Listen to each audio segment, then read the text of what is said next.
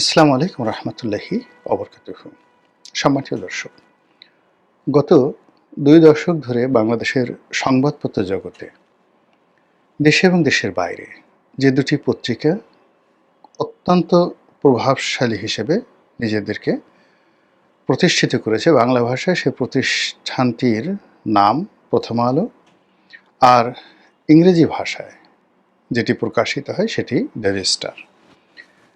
Daily star এবং প্রথম আলোর মালিক বাংলাদেশের শীর্ষ শিল্প প্রতিষ্ঠান ট্রান্সকম গ্রুপ মিস্টার লতিফুর রহমান।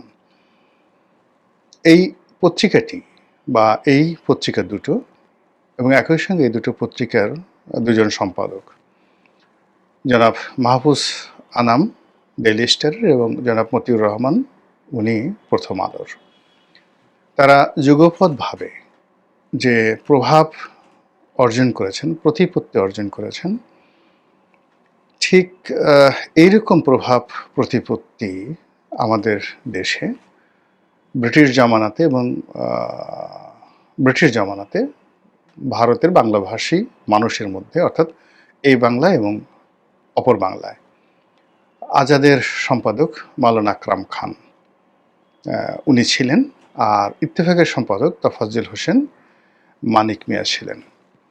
কিন্তু আকরাম খাঁ এবং তোফাজ্জল হোসেন মানিক মিয়ার যে মানবিক মূল্যবোধ ছিল, সমাজের প্রতি তাদের যে কন্ট্রিবিউশন ছিল এবং রাজনীতির সঙ্গে তাদের যে সম্পর্ক ছিল, তার প্রেক্ষিতে তোফাজ্জল হোসেন মানিক মিয়াকে তার যুগে সবাই অবলীলায় বটবৃক্ষ মনে করতেন সব ক্ষেত্রে। বাংলাদেশের বঙ্গবন্ধু শেখ মুজিবুর রহমান থেকে শুরু করে যত রাজনীতিবিদ ছিলেন, তিনি সকলের মুরব্বী এবং বটবৃক্ষ ছিলেন। আর মাওলানা আকরাম খান তিনি রাজনীতিবিদ, অর্থনীতিবিদ, সাংবাদিক, ধর্মীয় নেতা, গাউস, কুতুব, অলি আল্লাহ যারা বলেন না কেন, প্রায় সকলের ইমাম ছিলেন, মাওলানা ছিলেন, সর্বজন শ্রদ্ধ। কিন্তু এই দুজন মানুষ বর্তমান যুগে যারা আছেন তারা ঠিক তাদের মতো নন। তারা অনেকটা কি বলবো, ছদ্মবেশী প্রভাবশালী আন্ডারওয়ার্ল্ডের ডন বা গডফাদারদের মতো। তাদের দ্বারা যারা ক্ষতিগ্রস্ত হয়েছেন সবাই তাদেরকে ভয় পান, তারা সকলের সঙ্গে মেশেন না এবং সকলে ইচ্ছে করলেও তাদের সাথে মিশতে পারেন না। তারা অত কথা বলেন না। অতীতের যে সকল প্রথিতযশা সাংবাদিক ছিলেন তাদের মতো তারা অত কথা বলেন না, কিন্তু তারা যে একটা গ্রুপ মেনটেন করেন, চিন্তা চেতনা, কর্ম, প্রচার প্রপাগান্ডা থেকে শুরু করে শিল্প সাহিত্য, ব্যবসা বাণিজ্য, সেখানে যে গ্রুপটি তৈরি করেন এটিকে অনেকে বাঙ্গু বলে তাদেরকে ঠাট্টা মস্করা করেন, এলিট বাঙ্গু, অভিজাত বাঙ্গু। আর তারা যে কাজগুলো করেছে সেই কাজের ফলে আমাদের গত ২০ বছর ধরে সমাজের যে একটা বিবর্তন ঘটেছে, সেই বিবর্তনের চরম সংঘর্ষে আজ প্রথম আলো এবং ডেইলি স্টারের মতো প্রতিষ্ঠানে অগ্নিকাণ্ড, লুটপাট এবং তছনছের ঘটনা ঘটল। কেন ঘটল সেই কাহিনী বলবো। কারা করালো, কী কারণে করলো, এটা মোরালেস আপনারা আমরা সবাই জানি। ওটা নিয়ে আলোচনা করার জন্য আসলে খুব বেশি পাণ্ডিত্যের দরকার হবে না, আপনারা সবাই জানেন। কিন্তু এই যে দৃশ্য, মানে প্রথম আলো এবং মানে ডেইলি স্টারে যে ঘটনা ঘটল, এটি নিয়ে সাধারণ আমজনতার কোনো মাথা ব্যথা নেই, কারোর মধ্যে কোনো অনুশোচনা নেই। কিছু মানুষ যারা চিন্তা করলেন কিছু বলা দরকার, তাই তারা অনুশোচনা করছে, কিন্তু অনেকে বেশিরভাগ ক্ষেত্রে মনে মনে খুশি হয়েছে। রাজনৈতিক দলগুলো কেউ সহমর্মিতা জানায়নি। কোনো রাজনৈতিক দল এই ঘটনার জন্য অন্তঃস্থল থেকে নিন্দাবাদ জানায়নি। বললাম না যে নিন্দাবাদ জানানোর দরকার, তাই নামকা অবস্থায় নিন্দাবাদ জানিয়েছে। কিন্তু পাকিস্তান জামানাতে যখন ইত্তেফাকে এরকম আগুন ধরিয়ে দেওয়া হয়েছিল, সেটা পাকিস্তান সরকারের পতনকে ত্বরান্বিত করেছিল এবং সারা বাংলাদেশে রীতিমতো আগুনের স্ফুলিঙ্গ ছড়িয়ে দিয়েছিল। কিন্তু এই বাংলায় এই সময়টিতে 18 কোটি মানুষের দেশে দেশের সবচেয়ে জনপ্রিয়, সবচেয়ে প্রভাবশালী দুটো পত্রিকাতে এরকম ঘটনা ঘটল, কিন্তু সেই তুলনায় এখানে যে প্রতিক্রিয়া নেই বললেই চলে। অন্যদিকে যারা ক্ষতিগ্রস্ত হয়েছেন, যারা বিভিন্ন সময় বিভিন্ন মানুষের মধ্যে উত্তেজনা তৈরি করেছেন, মানুষের মধ্যে বিভ্রান্তি তৈরি করেছেন, তারা নিজেরাও এই বিষয়গুলো নিয়ে, অর্থাৎ কেন তাদের ওখানে আগুন দেয়া হলো, কারা দিল, কী কারণে দিল, এটা নিয়ে তারা আর দ্বিতীয়বার ইন ডিটেইলস তাদের যে ঘৃণা, তাদের যে ক্রোধ, তাদের যে ক্ষোভ, তারা সেটা প্রকাশ করতে পারল না। রাষ্ট্র এত দুর্বল অবস্থায় পৌঁছে গিয়েছে যে রোম যখন পুড়ছিল তখন নীরব বাঁশি বাজাচ্ছিল, তার চাইতেও জঘন্যভাবে পুরো রাষ্ট্র ব্যবস্থা, ডেইলি স্টার এবং প্রথম আলোর যে অফিস তছনছ হয়েছে। এটা বাদ দেন সব কিছু, এটা একটা প্রাইভেট প্রপার্টি, ব্যক্তিগত সম্পত্তি, এটা রক্ষা করা রাষ্ট্রের মৌলিক কর্তব্য। আজ এখানে রাষ্ট্র যে সক্ষমতা দেখাতে পারল না, কাজেই এটা চলতে থাকলে আগামীতে রাষ্ট্রের আরও গুরুত্বপূর্ণ, আরও সেন্সিটিভ এবং যাকে বলা হয় আরও স্পর্শকাতর যে জায়গাগুলো, সেখানে যদি সন্ত্রাসীর আক্রমণ চালায়, রাষ্ট্রের অবস্থা একই হবে। এই যে একটা যাকে বলা হয় আমরা ভীষণ রকম একটা ভয়ঙ্কর অবস্থার মধ্যে পড়ে গেলাম, এটার শুরুটা কিন্তু হয়েছিল প্রথম আলোর মাধ্যমে, ডেইলি স্টারের মাধ্যমে। তারা সবার আগে কি করলো, এই সমাজ যারা নেতৃত্ব দেয়, রাজনীতিবিদ, সেই রাজনীতিবিদদেরকে হেয় করা, ছোট করা, তাদেরকে চরিত্রহীন বানানো, কালপিট বানানো থেকে শুরু করে, মানে এই সমাজে রাজনীতির সে খারাপ কোনো জিনিস নেই, এই কাজটি তারা শুরু করেছিল সেই প্রথম আলো যখন ভোরের কাগজ ছিল, অর্থাৎ এই যে মতিউর রহমান সাহেবরা যখন ভোরের কাগজে ছিলেন, তখন থেকে তারা শুরু হলো। এবং সেখান থেকে বের হয়ে তারা যখন এই প্রথম আলো করলেন, অর্থাৎ ভোরের কাগজ থেকে বের হয়ে প্রথম আলো করলেন, তখন থেকে তারা এইটা এত জোরে সোরে শুরু করলো যে যখনই কোনো রাজনীতিবিদকে তারা টার্গেট করেছে, তখনই তার ক্যারিয়ার, জীবন যৌবন সব শেষ করে দিয়েছে। অর্থাৎ তারা ব্যক্তিগতভাবে যেমন ধরুন স্বামী উসমান তৈরি করেছে, লক্ষ্মীপুরের তাহের তৈরি করেছে, যাকে যাকে তারপরে ফেনীর জয়নাল হাজারীকে টার্গেট করেছে, এরকম যত রাজনীতিবিদ আছেন। আর রাজনৈতিক দল হিসেবে বিএনপি এবং আওয়ামী লীগ, অন্যান্য রাজনৈতিক দল, জাতীয় পার্টি তাদেরকে টিটকারি করেছে, তাচ্ছিল্য করেছে। এরপর পুরো রাজনীতির যে বিধিবিধান ব্যবস্থা, এটাকে যাকে বলা হয় রিনোভেশন করার পরিবর্তে এটাকে ধ্বংস করে এখানে একটি এলিট তন্ত্র, এটি লর্ড সভা বা একটি আপার হাউস গড়ে তোলার জন্য তারা যে চেষ্টা করেছে, সেই তাদের চেষ্টা সরকারই কিন্তু আজকে দেশ চালাচ্ছে।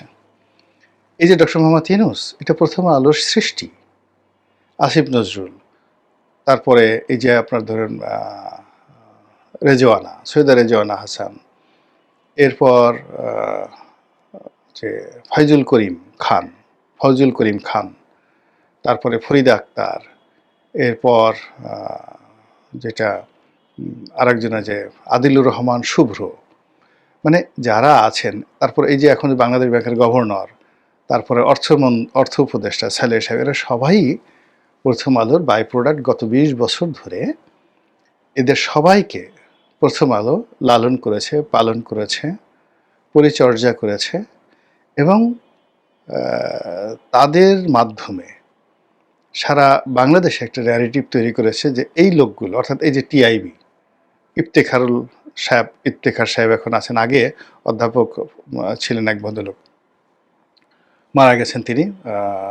তো সেই যে ভদ্রলোক তিনি, তারপরে দেবপ্রিয় ভট্টাচার্য, মানে সিপিডির দেবপ্রিয় ভট্টাচার্য, অধ্যাপক রেহমান সোবাহান, এরপরে ডক্টর কামাল হোসেন সাহেবের যে মেয়ে সারা হোসেন, মানে এই যে টোটাল গ্রুপ, এরাই হল এলিট বাঙ্গু। এখন আপনি পিনাকিকে যত কথাই বলেন না কেন, পিনাকি কিন্তু এই যে এলিট বাঙ্গু যে সোসাইটিটাকে সে যে নিয়ে কথা বলছে, তাদের কর্মকাণ্ড গত 14 মাসে আমরা দেখতে পাচ্ছি। অন্যদিকে মানে এই বিপদের সময় মানুষের মধ্যে যে রাজনীতির যাকে বলা হয় নেতৃত্বের গুণাবলী থাকে, সেই গুণাবলীর কারণে বিপদের সময় সবসময় রাজনৈতিক লোকজনই দাঁড়ায়, রুখে দাঁড়ায়। যারা সমাজের অভিজাত বর্গ, জ্ঞানী, গুণী, পণ্ডিত, আমলা, কামলা, এরে মানে এরা সবসময় কি আপনার সুখের দিনের বন্ধু। দেশ যখন শান্তিপূর্ণ থাকে তখন তাদের সাহায্য লাগে এবং দেশ গঠন করা, শাসনকর্ম পরিচালনা করা, ডেভেলপমেন্ট করা, এই কাজগুলো আসলে অভিজাত বর্গ দিয়ে সমাজ ঠিক রাখতে হয়, ভালো ব্যবসায়ীদেরকে দিয়ে ব্যবসা কর্মসংস্থান তৈরি করতে হয়, সমাজ আইন শৃঙ্খলা রক্ষা থেকে শুরু করে আরও অনেক কিছু মানে করতে হয় এই যে আমলাতন্ত্র দিয়ে। সেই আমলাতন্ত্র দিয়ে আর যা হোক না কেন পৃথিবীর কোনো সময় কোনো কালে কোনো ক্রাইসিস বা জরুরি অবস্থা বা সংকট মোকাবেলা করা যায়নি। কিন্তু প্রথম আলো এবং ডেইলি স্টার যেটি প্রচার করে আসছে যে এই রাজনীতিবিদদের চাইতে এই লোকগুলো ভালো আর রাজনীতিবিদরা খারাপ, এবং তাদের কারণে এই 1991 থেকে আজ অবধি এই গ্রুপটির কারণে ধীরে ধীরে যে পলিটিক্যাল ইনস্টিটিউশনগুলো রয়েছে সবগুলো ইনস্টিটিউশন ধ্বংস হয়ে গেছে। ধীরে ধীরে এদের কারণে আমাদের যে আবহমান বাংলার যে সাহিত্য এবং সংস্কৃতি, প্রচলিত বাংলা, প্রমিত বাংলা, এই পুরো জিনিসগুলো ধ্বংস হয়ে গেছে। এরাই মুস্তফা সরোয়ার ফারুকী, এরাই সেই তিশা, এরাই এই যে দেখবেন যে এদের কতগুলো সাংস্কৃতিক কর্মী রয়েছে প্রথম আলোর পৃষ্ঠে যারা নায়িকা হয়, তারাই কিন্তু এই জিনিসগুলো তৈরি করেছে যারা এই দেশ চালাচ্ছে। তো যখন সেই দেশ চালাচ্ছে তখনই প্রথম আলো এবং ডেইলি স্টারের এই ধ্বংসযজ্ঞ। তোমারে বুঝিবে যে গোকুলে বাড়িছে সে, এই কথা যেমন সত্য তেমনি মানে আপনি যেই জিনিসটা থেকে আপনার উত্থান হবে, যেই মতাদর্শ আপনি প্রচার করবেন এবং যাকে বলা হয় যে দানব আপনি তৈরি করবেন, ফ্রাঙ্কেনস্টাইনের দানব, তার দ্বারাই আপনার ক্ষতিগ্রস্ত একেবারে নির্ধারিত হয়ে আছে। প্রথম আলো ঠিক সেম কাজটি করেছে। এটি হলো নিয়তি এবং যেটাকে বলা রসায়ন। অ্যান্ড প্র্যাকটিক্যালি চিন্তা করুন, প্র্যাকটিক্যালি হলো যে আমাদের দেশের যে শতকরা 90% মানুষ মুসলিম, এই মুসলিম সম্প্রদায়ের যারা ধারক এবং বাহক মানে নেতা, এরা কিন্তু খুব সাধারণ মানুষ। মসজিদের ইমাম, খতিব, মুয়াজ্জিন, বিভিন্ন মাদ্রাসায় যারা ছাত্র ছাত্রী পড়াশোনা করে তারা, এই মাদ্রাসায় যারা পড়াশোনা করেন তারা মানে সেই ছাত্রছাত্রীর অভিভাবক, মানে সাধারণ দরিদ্র যারা মানুষ। তারপর এই সংক্রান্ত যে একটা ইকোনমি আছে, মাদ্রাসা পরিচালনা করে, দরবার পরিচালনা করে, এবং এই সংক্রান্ত তাদের যে কিছু কর্মকাণ্ড রয়েছে, ধর্মীয় কর্মকাণ্ড, তাবলীগ করে, মসজিদে যায়, নামাজ পড়ে, আল্লাহ বিল্লাহ করে, ধর্মকর্ম করে, এই পুরো জিনিসটাকেই খুব ইন্টেলেকচুয়ালি তারা বিভিন্ন সময়টিতে তুচ্ছ তাচ্ছিল্য এবং এটাকে অবৈজ্ঞানিক, এটাকে অবাস্তব এবং এটার যে কোনো প্রয়োজনীয়তা রয়েছে, এই বিষয়গুলোকে তারা বিভিন্ন সময় সুযোগ পেলে কিন্তু খোঁচা দেওয়ার চেষ্টা করেছে। ফলে কখনো কখনো তাদের বিরুদ্ধে কোরআন অবমাননা, কখনো নবী অবমাননা, কখনো আল্লাহকে অবমাননা, কখনো ধর্ম অবমাননা, কখনো মসজিদ অবমাননা, এই জিনিসগুলোর অসংখ্য অভিযোগ আসছে। এবং এই যে তৌহিদি জনতা যারা নামাজ কালাম পড়েন, আল্লাহকে বিশ্বাস করেন, নিরাকার খোদাকে বিশ্বাস করেন, তাদের মধ্যে মানে স্পার্ক, স্ফুলিঙ্গের মতো এই প্রথম আলো ডেইলি স্টারের বিরুদ্ধে যে ক্ষোভ, এটি অতীতে যেভাবে ছড়িয়ে ছিল এখন সেটা একেবারে পুঞ্জীভূত হয়ে আকারে ব্রাস্ট হওয়ার জন্য রেডি হয়ে আছে, যেহেতু এখন তাদের ক্ষমতা আছে। তো এই কাজগুলো, এই ধর্মীয় অনুভূতিতে আঘাত দেওয়ার যে কাজটি, যেটা ইউরোপে করেও সালমান রুশদির মতো মানুষ রক্ষা পায়নি, এই ধর্মীয় অনুভূতিকে বা শাহ হারুন রশিদ, খলিফুল মামুন, তারপরে সম্রাট আকবরের মতো পৃথিবীর শক্তিশালী মানুষগুলো এই ধর্মীয় অনুভূতিকে জমের মতো ভয় পেতেন। তারপর প্র্যাকটিসিং মুসলিম যদি ধরেন, তাহলে সম্রাট আওরঙ্গজেবের মতো বা খলিফা উমর ইবনে আব্দুল আজিজের মতো, এমনকি দ্বিতীয় খলিফা হযরত উমরের মতো মানুষ প্র্যাকটিসিং মুসলিম হিসেবে বা ধর্মপরায়ণ হিসেবে, অন্য ধর্মে এরকম হিন্দুদের মধ্যে এরকম বড় বড় রাজা বাদশাহ সম্রাট আছেন, খ্রিস্টানদের মধ্যে আছেন। তো যারা ব্যক্তিগত জীবনে অসম্ভব ধার্মিক ছিলেন, কিন্তু তারাও এই অনুভূতিকে আঘাত দিতে সাহস পাননি। তারা বুঝতে পারতেন যে কিছু, কিছু বিষয় রয়েছে যেটি নিয়ে তর্ক করা যায়, কিছু, কিছু বিষয় রয়েছে যেগুলো ভুল। কিন্তু তারা রাজনীতির স্বার্থে সংঘাত সৃষ্টি করেননি, ফলে তাদের রাষ্ট্র পরিচালনা পৃথিবীতে কিংবদন্তি তৈরি করেছে। অথচ এই যে প্রথম আলো বা এই গ্রুপ, তাদের সঙ্গে যাদের আছে, এদের ব্যক্তিগত জীবন খোঁজ নিয়ে দেখেন, পারিবারিক জীবন খোঁজ নিয়ে দেখেন, অর্থনৈতিক জীবনে খোঁজ নিয়ে দেখেন, মানে সেখানে আপনি এমন কোনো কিছু পাবেন না যেটা তারা সমালোচনা করে, যাদেরকে হেয় করে, তাদের যে একটা ব্যক্তিগত জীবন আছে, সেখানে যে সততা আছে, তারপরে সেখানে যে ন্যায়পরায়ণতা আছে, সেখানে যে যাকে বলা হয় মানুষের জন্য করার তাদের যে আকাঙ্ক্ষা রয়েছে, নিজের সর্বস্ব বিলিয়ে দেওয়ার যে অভিব্যক্তি রয়েছে, সেই জিনিসগুলো তাদের মধ্যে পাবেন না। ফলে কি হলো, তারা একটা মানে একে বলা হয় তাসের ঘর তৈরি করেছিল, সেখানে একটা বাঁশের খুঁটি তারা দিয়েছিল, তারা একটা শ্বেতহস্তি তৈরি করেছিল, তারা একটা বেলুন তৈরি করেছিল, তারা একটা বিশাল হাতি তৈরি করেছিল বাতাস দিয়ে।